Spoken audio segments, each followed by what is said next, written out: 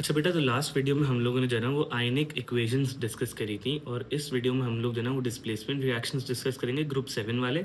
और हम लोग प्रिपरेशन ऑफ सॉल्ट्स के बारे में देखेंगे कुछ चीज़ें। ठीक है, तो हमारे पास डिस्प्लेसमेंट रिएक्शंस बेटा बहुत सिंपल है। बस इसके अंदर वही रूल है जो हम लोग अप्लाई कर रहे थे कि जो चीज़ ज़्यादा रिएक्टिव होगी वो कंपाउंड बना लेगी, और जो चीज़ लेस रिएक्टिव होगी वो डिस्प्लेस हो जाएगी। अब यहाँ पे एक छोटी सी आपको चीज़ देखनी है ग्रुप 7 के अंदर, वो ये है कि हमारे पास ना ग्रुप 7 कुछ इस तरह से दिखता है पीरियोडिक टेबल के अंदर, जिसके अंदर सबसे पहले फ्लोरीन आता है, फिर क्लोरीन आता है, फिर ब्रोमीन आता है, फिर आयोडीन और फिर एस्टेटीन। इस तरह से हमारे पास ग्रुप चल रहा होता है ग्रुप 7 का। अगर हम यहाँ पे देखें तो हमारे पास ग्रुप 7 कुछ इस तरह से फ्लोरीन, क्लोरीन, ब्रोमीन, आयोडीन, एस्टेटीन, तो इस तरह से हमारे पास ग्रुप 7 चल रहा है। ठीक है, अब ग्रुप 7 की प्रॉपर्टी ये है कि ग्रुप 7 के अंदर हमारे पास जो सबसे पहला एलिमेंट होता है ना बेटा, वो सबसे ज़्यादा रिएक्टिव होता है, और जो सबसे आखिरी एलिमेंट होता है ना वो सबसे कम रिएक्टिव होता है। इसका मतलब क्या है? इसका मतलब ये कि आप as you go down the group the reactivity of the elements decreases. ठीक है, जैसे जैसे आप जो है ना वो ग्रुप के अंदर नीचे जाते रहोगे ना ग्रुप 7 के अंदर, तो आपकी रिएक्टिविटी बेटा क्या होगी? कम होगी ग्रुप की। ठीक है, एलिमेंट्स की रिएक्टिविटी जो है ना वो कम होती जाएगी। तो ये इसकी प्रॉपर्टी है।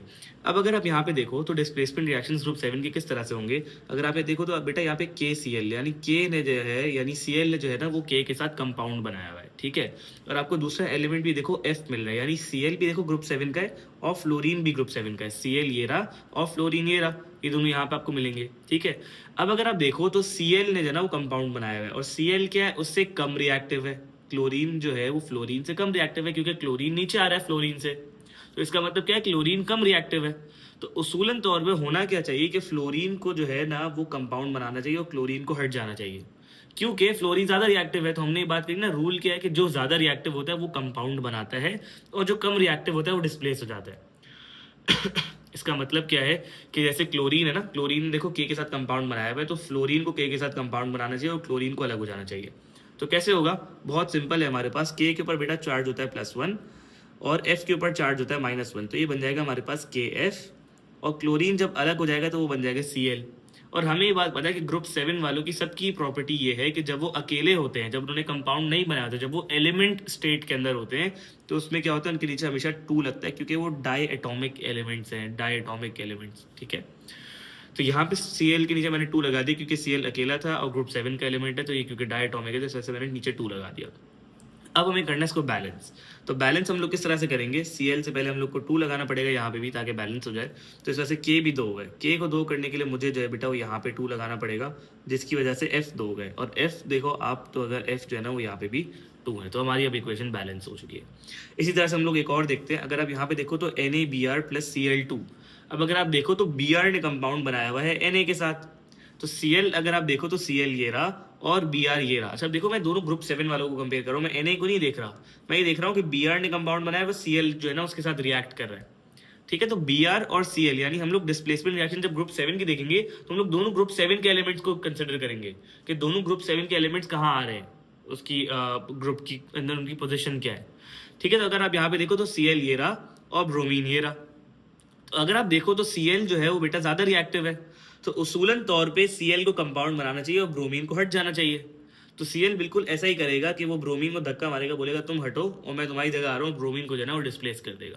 ठीक है, तो अब कैसे बनेगा कंपाउंड? बहुत सिंपल है, क्योंकि Na के ऊपर चार्ज होता है +1 हमारे पास, और Cl जब कंपाउंड बनाएगा तो Cl के ऊपर चार्ज होता है -1, तो ये बन जाएगा NaCl, और फिर ब्रोमीन अलग हो जाएगा, तो Br हम लोग एज इट इज लिख देंगे। लेकिन क्योंकि ये ग्रुप 7 का एलिमेंट है, और जब हम लोग इसको अकेला लिखेंगे तो इसके नीचे क्या आएगा बेटा? छोटा सा 2 लगा देंगे हम लोग, क्योंकि डायटोमिक होता है। तो इसकी वजह से यहाँ पे 2 लग गया। अब क्या हो जाएगा कि Br हमारे पास 2 हो गए, तो मुझे तब 2 Br करने हैं, तो मैं क्या करूंगा? मैं लेफ्ट हैंड साइड के ऊपर भी Br को 2 करने के लिए मैं यहाँ पे 2 लगा दूंगा, जिसकी वजह से मेरे Na कितने हो गए बेटा? 2 हो गए। तो Na को 2 करने के लिए मुझे यहाँ भी 2 लगाना पड़ेगा, जिसकी वजह से मेरे Cl कितने हो गए बेटा? 2 हो गए, और Cl अगर आप देखो तो वो यहाँ भी 2 है। अच्छा, लेकिन नीचे वाली इक्वेशन आप देखो क्या है? नीचे वाली इक्वेशन क्या देखो, अंदर AT रिएक्ट कर रहा है और Cl ने जो है कंपाउंड बनाया हुआ है। अब अगर आप देखो तो Cl ज्यादा रिएक्टिव है और AT उससे जो है ना बेटा वो कम रिएक्टिव है।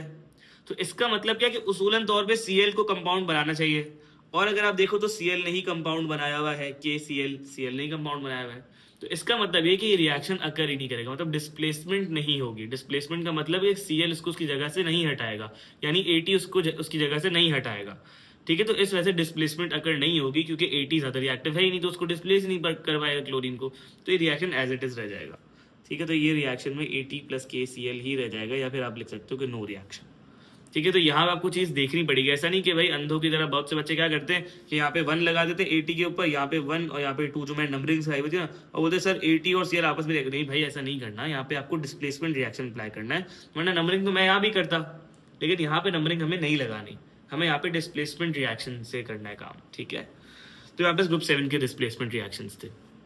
अब हमारे पास बेटा बात आती है सॉल्ट्स के बारे में कि हमारी प्रिपरेशन ऑफ इनसॉल्युबल सॉल्ट किस तरह से होती है।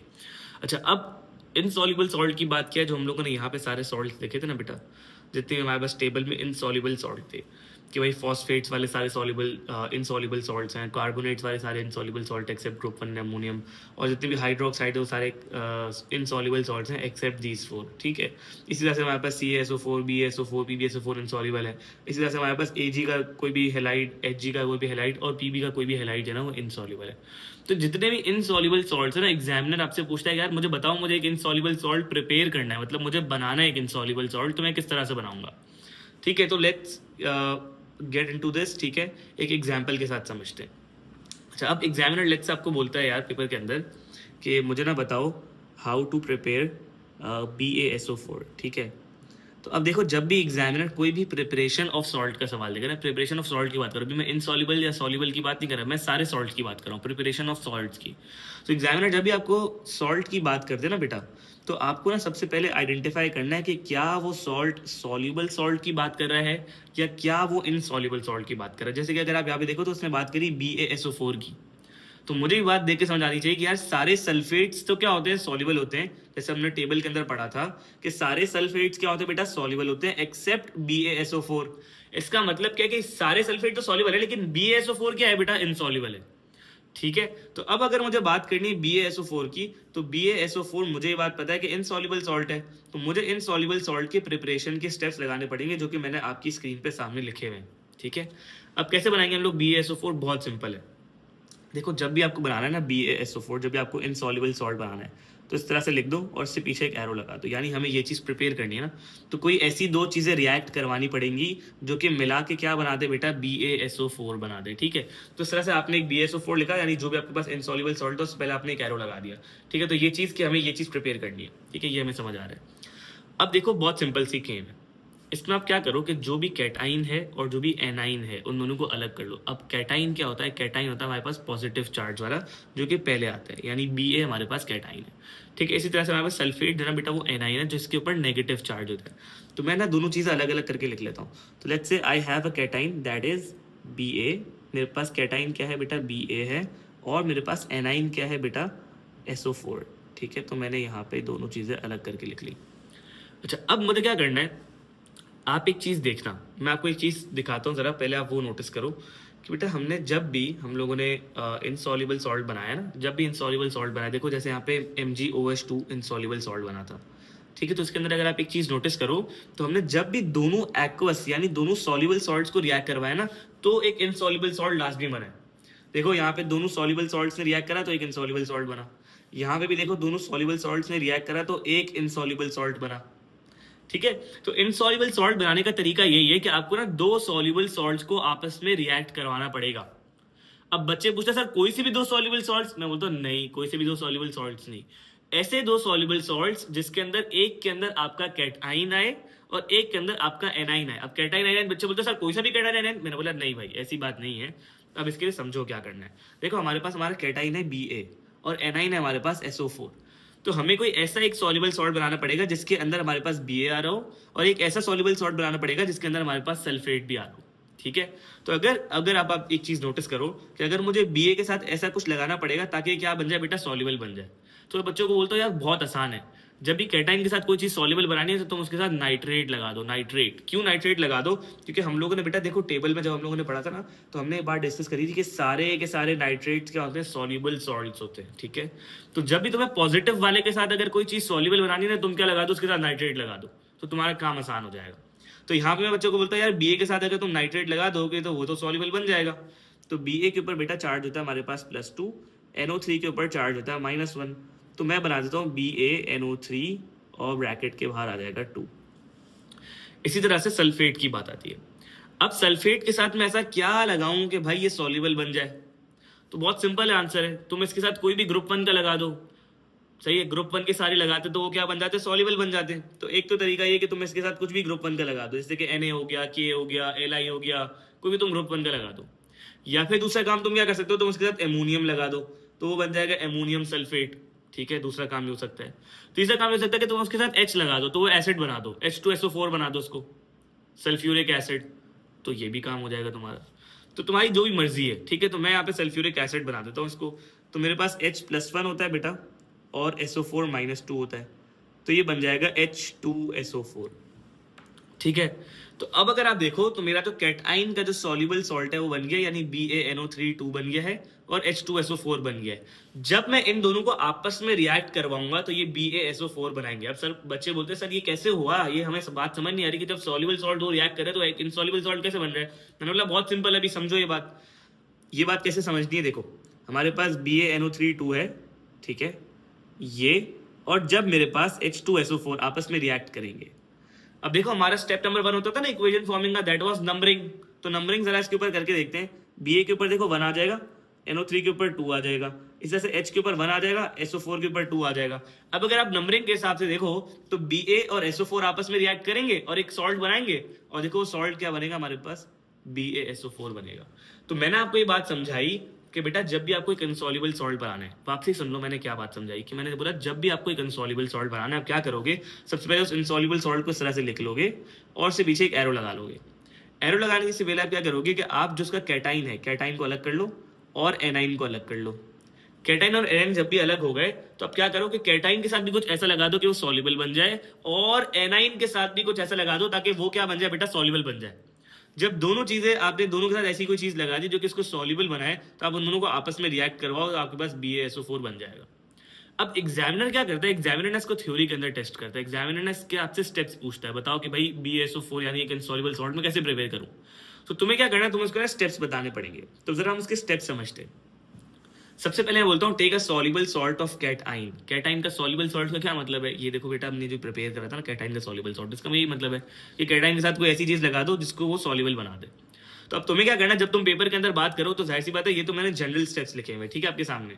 अब जब तुम पेपर के अंदर लिखो ना तो पेपर के अंदर तुम्हारे पास स्पेसिफिक चीज होगी। क्यों? क्योंकि एग्जामिनर तुम्हें कोई केमिकल प्रिपेयर करने का देगा ना, जैसे बोलेगा BaSO4 प्रिपेयर करके दिखाओ, CaSO4 प्रिपेयर करके दिखाओ, PbCl प्रिपेयर करके दिखाओ, इस तरह की कोई एग्जामिनर बात करेगा। तो तुम क्या करोगे, इसको सॉल्युबल सॉल्ट ऑफ कैटाइन नहीं लिखोगे, तुम यहाँ पे जो मैंने चीज हाईलाइट करी है ना, जहां जहां मेरे पास येलो मैंने हाईलाइट करा है ना, उस चीज को जरा चेंज कर देना। उस चीज को क्या चेंज करोगे, देखो सवाल के हिसाब से उस चीज को चेंज कर देना। सॉल्युबल सॉल्ट ऑफ कैटाइन की जगह पे तुम क्या लिख दोगे, सॉल्युबल सॉल्ट ऑफ कैटाइन क्या हमारे पास BaNO3 तो तुम यहाँ पे लिख दोगे BaNO3 या तो ये लिख दो या फिर तुम नाम लिख दो उसका बेरियम नाइट्रेट, और and soluble salt of A9. तो सॉल्युबल सॉल्ट ऑफ एनाइन की जगह पे तुम H2SO4 लिख दो या फिर सल्फ्यूरिक एसिड लिख देना, ठीक है। और फिर तुम क्या बोलोगे, mix them together and once the reaction finishes filter the solution using filter paper. अब इसका क्या मतलब है, जरा ये बात समझते हैं हम लोग। देखो इनसॉल्युबल सॉल्ट की प्रिपरेशन किस तरह से हो रही थी, अभी हम लोगों ने ये वाली इक्वेशन देखी है हमारे पास, जो हम लोगों ने बनाई BaSO4 को प्रिपेयर करने के लिए। जरा मैं इसको कॉपी कर लेता हूँ ताकि हमारे लिए चीज़ आसान हो जाए। तो लेट्स से हमारे पास इनसॉल्युबल सॉल्ट बना रहे हम लोग BaSO4। तो अब अगर मुझे BaSO4 बनाना है तो मुझे ये बात पता है कि मैं बेरियम नाइट्रेट और H2SO4 को रिएक्ट करवाऊंगा। तो जो भी इन दोनों को मैं मिक्स करूंगा किसी ना किसी बीकर के अंदर, किसी कंटेनर के अंदर मैं मिक्स करूंगा इनको। तो लेट्स से मेरे पास ये वाला जो बीकर था इसके अंदर मैंने दोनों को मिक्स कर लिया। तो मैंने barium nitrate plus sulphuric acid जो था मेरा, वो दोनों जो है ना वो इसके अंदर मिला के पड़े हुए, यानी ये जो सोल्यूशन है ना मेरा, इसके अंदर बेरियम नाइट्रेट और H2SO4 जो ना आपस में रिएक्ट कर रहे हैं, यानी इस वाले कंटेनर के अंदर कर रहे हैं। अब देखो जब वो रिएक्ट करेंगे तो वो क्या बनाएंगे, बेरियम सल्फेट बनाएंगे, और दूसरी प्रोडक्ट पता है क्या बनाएंगे, वो HNO3 बना देंगे। वो क्यों बनाएंगे HNO3, क्योंकि वो देखो हमने नंबरिंग करी थी ना 1 2 1 2। तो अगर आप देखो यहाँ पे तो Ba और SO4 ने तो मिलकर BaSO4 बना दिया, साथ में ये वाला 1 और ये वाला 2 भी तो आपस में रिएक्ट करेगा तो वो HNO3 बनाएगा। तो अभी खैर मैंने बैलेंसिंग नहीं करी, लेकिन मैं सिर्फ बताना चाहिए चाह रहा हूँ कि बेटा ये चीज बनेगी। अब होगा क्या इसके अंदर से, कि आपको ये बात पता है कि BaSO4 जो ना बेटा वो इनसॉल्युबल सॉल्ट है। वो क्या है हमारे पास, एक इनसॉल्युबल सॉल्ट है। इनसॉल्युबल सॉल्ट का मतलब क्या है कि वो डिसॉल्व नहीं होगा, वो जो है ना वो एक प्रेसिपिटेट बना देगा। प्रेसिपिटेट का मतलब क्या है कि वो एक क्लाउडी सा मिक्सचर बना देगा जो कि उस पूरे सोल्यूशन के अंदर डिसॉल्व नहीं होगा। और ये जो चीज है HNO3, ये एक्वस है। क्यों एक्वस है भाई, क्योंकि भाई इसके साथ अगर आप देखो तो नाइट्रेट भी लगा हुआ है और हाइड्रोजन भी लगा हुआ है, तो ये तो एक्वस है। तो यानी ये चीज डिजोल्व हो जाएगी, लेकिन ये चीज डिजोल्व नहीं होगी। अब मुझे क्या चाहिए था, मुझे तो ये चाहिए था ना, एग्जामिनर ने मुझे बोला था कि भाई मुझे इसकी प्योर ड्राई क्रिस्टल्स चाहिए। मुझे एग्जामिनर ने मुझे क्या बोला कि बताओ BaSO4 कैसे प्रिपेयर करें, और उसके मुझे प्योर ड्राई क्रिस्टल्स चाहिए। तो अभी तक जो मैंने BaSO4 प्रिपेयर करा वो तो प्रेसिपिटेट मिक्सचर के अंदर है, वो तो बीकर के अंदर प्रेसिपिटेट की फॉर्म के अंदर है, वो तो एक क्लाउडी मिक्सचर की फॉर्म में, उसके मेरे पास प्योर क्रिस्टल्स तो नहीं आए। तो अब मैं इसके प्योर क्रिस्टल्स कैसे बनाऊंगा कि जब मेरे पास ये बीकर था, इसके अंदर मेरे पास प्रेसिपिटेट था, मैं क्या करूंगा, इस पूरे सोल्यूशन को इस फिल्टर पेपर और इस फिल्टर फनल के थ्रू पास करूंगा। जब इस फिल्टर पेपर और इस फिल्टर फनल के थ्रू जब ये मिक्सचर मेरा पास होगा, तो जितनी बेटा सॉल्युबल चीज होगी वो सारी की सारी यहाँ आ जाएगी। जो चीज डिसॉल्व हुई भी होगी वो सारा फिल्टर पेपर से पास होके बेटा यहाँ पे आ जाएगी हमारे नीचे। इसको हम लोग कहते हैं फिल्ट्रेट, इसको हम लोग क्या कहते हैं, फिल्ट्रेट। ठीक है।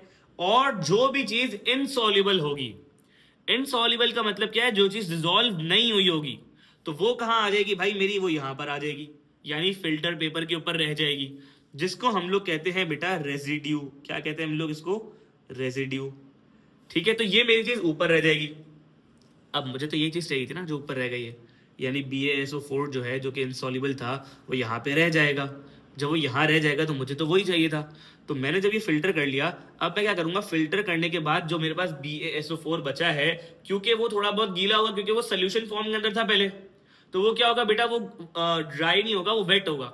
तो मुझे क्या करना पड़ेगा, उसको ड्राई करना पड़ेगा। तो मैं एग्जामिनर को क्या बोलूंगा, यहाँ पे मैं एग्जामिनर को बोलूंगा residue on the filter paper is then washed with water. अच्छा, वॉश क्यों करेंगे इसको पानी के साथ बेटा, वॉश इसलिए करेंगे हम लोग क्योंकि जो रेजिड्यू आपको मिला है वो किसी ना किसी सोल्यूशन का पार्ट था पहले, यानी उसके अंदर उसके साथ HNO3 भी थोड़े बहुत मिला हुआ होगा, क्योंकि वो एक्वस तो ऑलरेडी नहीं था, मतलब वो इनसॉल्युबल था, लेकिन उसके अंदर हो सकता है ना कुछ HNO3 के भी पार्टिकल्स हो, जो यहाँ पे आपको मिला है, क्योंकि HNO3 और ये दोनों तो साथ मिले हुए थे, यानी HNO3 के भी तो कुछ पार्टिकल्स होंगे ना बेटा। तो इसका मतलब क्या है कि जो HNO3 के पार्टिकल्स होंगे वो हो सकता है उसको कुछ ना कुछ कंटेमिनेट करो, उसको खराब कर रहे हो, या मतलब उसके साथ मिले हुए हों उसके पार्टिकल्स। तो हमें क्या करना पड़ेगा, हमें इसको वॉश करना पड़ेगा, ताकि जितने भी HNO3 के पार्टिकल्स है वो सारे खत्म हो जाए, यानी सारे रिमूव हो जाए। और फिर इसके बाद हम उसको क्या करेंगे, इसको हम ड्राई करेंगे, ताकि हमारे पास BaSO4 जो बने वो एक तो प्योर हो और दूसरा ड्राई हो। ठीक है। लेकिन यहाँ पे एक बड़ी इंपॉर्टेंट चीज है, वो तुम्हें ये बात पता होनी चाहिए कि भाई जो तुम ड्राई करने का बोलोगे, तुम उसको बोलोगे कि भाई ड्राई किससे करो, एक पेपर टॉवल से ड्राई करो। क्यों? क्योंकि एग्जामिनर बोलता है भाई मुझे ड्राइंग मेथड चाहिए, तो मुझे ड्राइंग किस तरह से करनी, तो मुझे वो बताओ। तो मेथड उसको बताना लाजमी है कि भाई तुम्हें ड्राई पेपर टॉवल से करना है। ठीक है। तो ये हमारे पास 3 स्टेप्स थे of preparation of insoluble salt. सबसे पहला स्टेप था take a soluble salt of cation and soluble salt of anion, और जो चीजें मैंने हाईलाइट करी हुई उसको हम लोग सवाल के हिसाब से बेटा चेंज कर देंगे। जो हमारा actual soluble salt of cation होगा उसका नाम लिख देंगे, और जो हमारे पास actual soluble salt of anion होगा उसका नाम लिख देंगे। दूसरा स्टेप क्या बोलेंगे एग्जामिनर को कि भाई उन दोनों को मिक्स करो, और जब रिएक्शन खत्म हो जाए तो सोल्यूशन को क्या करो, फिल्टर पेपर के थ्रू फिल्टर कर दो। जैसे हम लोगों ने बोला ना कि भाई जब रिएक्शन हो जाए इसके अंदर, तो तुम क्या करो, जो भी सोल्यूशन है उसको फिल्टर पेपर के थ्रू फिल्टर कर दो। और फिर क्या करेंगे, जो रेजिड्यू बच गया है फिल्टर पेपर के ऊपर, उस रेजिड्यू को क्या करो, तुम वॉश करो, ताकि जितने भी दूसरे सब्सटेंस के जितने पार्टिकल्स हैं वो सारे क्या हो जाए बेटा, वो रिमूव हो जाए। और फिर उसको क्या करेंगे, हम लोग ड्राई करेंगे विद पेपर टॉवल, ताकि जरा हमारे पास प्योर क्रिस्टल्स आए और ड्राई क्रिस्टल्स आए। ठीक है। तो इसके जरा एक क्वेश्चन देखते हैं हम लोग। बोलते the formula of lead nitrate is this. ठीक है, लेड नाइट्रेट का मुझे फॉर्मूला दिया हुआ, मुझे बोलता है explain describe how a pure sample of lead 2 nitrate crystals can be prepared from lead 2 oxide which is insoluble in water. अब अगर आप एक चीज देखो, तो सबसे पहली चीज मुझे क्या आइडेंटिफाई करनी थी बेटा, मैंने जब आपको ये चीज सिखाई थी कि सबसे पहली चीज आप आइडेंटिफाई करोगे कि कौन सा सॉल्ट आपको बनाना है, जिसके लिए आपको इंग्लिश थोड़ी सी बेहतर पढ़नी पड़ेगी। अब वो इंग्लिश क्या बेहतर पढ़नी पड़ेगी, देखो एग्जामिनर आपको थोड़ा सा मिसलीड करेगा। एग्जामिनर ने बोला देखो पहले इसने लेड नाइट्रेट की बात करी, अगर आप देखो तो लेड नाइट्रेट हमारे पास एक क्या है, सॉल्युबल सॉल्ट है। लेड नाइट्रेट हमारे पास क्या है, सॉल्युबल सॉल्ट है। कैसे पता मुझे, क्योंकि बेटा इसके साथ नाइट्रेट लगा हुआ है, यानी NO3 लगा हुआ है। और हम लोगों ने ये बात करी थी कि जितने भी नाइट्रेट्स होते हैं, जितने भी NO3 वाले होते हैं, वो हमारे पास क्या होते हैं बेटा, सॉल्युबल सॉल्ट्स होते हैं। तो यानी नाइट्रेट की अगर इसने मुझसे बात करी तो भाई वो तो सॉल्युबल सॉल्ट है। ठीक है। अच्छा, लेकिन इसने मुझे बोला describe how a pure sample of lead 2 nitrate crystals can be prepared. कौन सी चीज प्रिपेयर करनी है तुम्हें, लेड 2 नाइट्रेट, यानी PbNO3 तुम्हें प्रिपेयर करना है। इसका मतलब क्या है कि तुम्हें सॉल्युबल सॉल्ट की प्रिपरेशन बोल रहा है वो। तो बच्चे यहाँ पे पता है क्या समझते हैं, वो बोलते हैं भाई lead two oxide which is insoluble in water, वो समझते हैं लेड टू ऑक्साइड की प्रिपरेशन करनी है। नहीं भाई, तुम यहाँ पे इंग्लिश पढ़ो सही तरीके से कि उसने बोला कि बताओ pure sample of lead two nitrate crystals कैसे प्रिपेयर होगा फ्रॉम लेड टू ऑक्साइड, मतलब लेड टू ऑक्साइड को यूज करते हुए मैं लेड टू नाइट्रेट के क्रिस्टल्स कैसे प्रिपेयर करूंगा, उसने मुझसे ये कहा है। तो क्या ये अभी इनसॉल्युबल सॉल्ट का सवाल नहीं है, इससे सॉल्युबल सॉल्ट की प्रिपरेशन का सवाल है, तो इसको अभी हम लोग आगे थोड़ा सा कवर करेंगे। अभी हम देखते हैं इनसॉल्युबल सॉल्ट की प्रिपरेशन का सवाल, ठीक है। तो एक और हम लोग देखते हैं, ठीक है। मुझे बोलता है ammonium carbonate is soluble in water. देखो एग्जामिनर बहुत अच्छा था यहाँ पे कि उसने आपको बता भी दिया कि एमोनियम कार्बोनेट सॉल्युबल है इन वाटर, लेकिन मुझे बोलता है but zinc carbonate is insoluble in water. मुझे ये भी बात बता दी कि जिंक कार्बोनेट इनसॉल्युबल वाटर है। अच्छा, अभी तक उसने मुझे ये नहीं बोला कि क्या प्रिपेयर करना है, उसने सिर्फ मुझे हिंट दिए कि एक चीज सॉल्युबल है, एक चीज इनसॉल्युबल है। मैंने बोला ठीक है। अच्छा, अब देखो मुझे बोलता है describe how you would prepare a pure dry zinc carbonate. क्या प्रिपेयर करना है, जिंक कार्बोनेट प्रिपेयर करना है। जिंक कार्बोनेट हमारे पास बेटा कौन सा सॉल्ट है, एक इनसॉल्युबल सॉल्ट है। मुझे बोलता है using a solution of ammonium carbonate. अच्छा, अब आप एक चीज देखो हमें क्या चीज प्रिपेयर करनी है, जिंक कार्बोनेट ना। तो सबसे पहले ना हम लोग बहुत इजी कर लेते हैं इसको काम। देखो हमें नाम लिखे हुए, हमें फॉर्मुलास तो पता नहीं है, तो हम लोग जरा फॉर्मुलास पहले डिराइव कर लेते हैं। सबसे पहले अगर एमोनियम कार्बोनेट की हम बात करें तो एमोनियम बेटा क्या होता है हमारे पास, NH4 और उसके ऊपर चार्ज होता है +1। इसी तरह से हमें ये बात पता है कि कार्बोनेट क्या होता है, CO3-2। अगर ये आप लोग को बातें नहीं पता तो आपको पुराने लेक्चर्स बेटा देखने पड़ेंगे, और अगर देखे हुए तो बेटा वापसी देखो ताकि वो चीज़ रिवाइज हो आप लोगों को, ताकि आपको पता हो कि भाई हर चीज़ का फॉर्मूला क्या होता है। एमोनियम मैंने बताया था NH4 होता है, एमोनिया मैंने बताया था NH3 होता है, कार्बोनेट मैंने बताया था स्पेशल कंपाउंड्स के अंदर कि भाई CO3-2 होता है। तो ये बात आप लोग को पता होनी चाहिए, ठीक है। तो अब अगर मैं इसका फॉर्मूला देखूँ तो इसका फॉर्मूला क्या बनेगा बेटा मेरे पास, इसका फॉर्मूला मेरे पास बनेगा कुछ NH4CO3, ठीक है। तो ज़रा इसका हम लोग फॉर्मूला बना के देख लेते हैं। तो अगर मैं यहाँ पे देखूँ तो हमारे पास फॉर्मूला बनेगा बेटा इसका NH4, इसके नीचे आ जाएगा 2 और फिर ये बन जाएगा CO3। क्यों, क्योंकि इसका जो 2 है वो NH4 के नीचे जाएगा और जो इसका 1 है वो CO3 के नीचे आएगा, ठीक है। अब हम लोग क्या करेंगे, मुझे ये बात पता चल गई कि एमोनियम कार्बोनेट ये होता है। अब मुझे देखना है जिंक कार्बोनेट क्या होता है। अगर आप जिंक देखो तो बेटा Zn होता है +2 और कार्बोनेट होता है हमारे पास CO3-2। तो इन दोनों का 2 कैंसिल हो जाएगा, तो ये क्या बन जाएगा, ZnCO3, ठीक है। अब मुझे एग्जामिनर क्या बोलता है कि मुझे क्या प्रिपेयर करना है बेटा, जिंक कार्बोनेट प्रिपेयर करना है। अब स्टेप नंबर 1 हमने आइडेंटिफाई कर लिया कि हमें एक सॉल्युबल नहीं इनसॉल्युबल सॉल्ट प्रिपेयर करना है, ठीक है। तो हम सबसे पहले जिंक कार्बोनेट लिख लेते हैं यहाँ पे कि मुझे जिंक कार्बोनेट प्रिपेयर करना है, और जो चीज़ प्रिपेयर करनी होती है उससे पहले हम लोग एरो लगा देते हैं। अब इसका मतलब है कि मुझे कोई दो चीज़ें आपस में रिएक्ट ऐसी करवानी पड़ेंगी जो कि सॉल्युबल हो और जो कि जिंक कार्बोनेट प्रिपेयर करें। अब सबसे पहली चीज़ क्या है हमारे पास, हम लोग कैटाइन्स और एनाइन्स अलग कर लेते हैं इसके। तो मेरे पास जो कैटाइन है बेटा इसका मेरे पास कैटाइन है Zn। अगर आप देखो यहाँ पे जो प्लस वाला है कौन सा, Zn है, और कार्बोनेट मेरे पास नेगेटिव वाला है, यानी इसको मैं कहूँगा एनाइन। तो मैंने यहाँ पे लिख लिया कि मेरे पास जो एनाइन है वो कौन सा है बेटा, CO3 है। अब आप देखो तो मुझे क्या करना है कि मुझे Zn के साथ कोई ऐसी चीज़ लगानी है जो कि इसको सॉल्युबल बना दे, और मुझे कार्बोनेट के साथ भी कोई ऐसी चीज़ बनानी है जो कि इसको सॉल्युबल बना दे। अब देखो एग्जामिनर ने आपकी एक जगह यहाँ पे हेल्प करी हुई। एग्जामिनर ने आपको क्या बोला है, एग्जामिनर ने आपको बोला कि बताओ जिंक कार्बोनेट को कैसे प्रिपेयर करूंगा using a solution of ammonium carbonate. यानी कार्बोनेट वाला कंपाउंड उसने खुद ही दे दिया, यानी आपको बोल दिया कि कार्बोनेट के साथ क्या लगा हुआ है, एमोनियम कार्बोनेट। तो यानी आपको उसने बोल दिया कि एमोनियम कार्बोनेट से प्रिपेयर करना है, यानी एक चीज जो रिएक्ट करेगी यहाँ पे वो आपको बता दिया कि एमोनियम कार्बोनेट तो रिएक्ट करेगा ही करेगा। अब तुम दूसरी चीज बना लो, कौन सी बनानी है तुम्हें। तो मैंने बोला बहुत सिंपल यार, इसने तो बड़ा अच्छा काम कर दिया हमारे लिए। देखो इसने बता दिया कि एमोनियम कार्बोनेट होता है NH4+1 CO3-2 होता है, तो ये बन जाएगा NH4,2CO3, जो कि हम लोगों ने फॉर्मूला बना के देखा था यहाँ पे।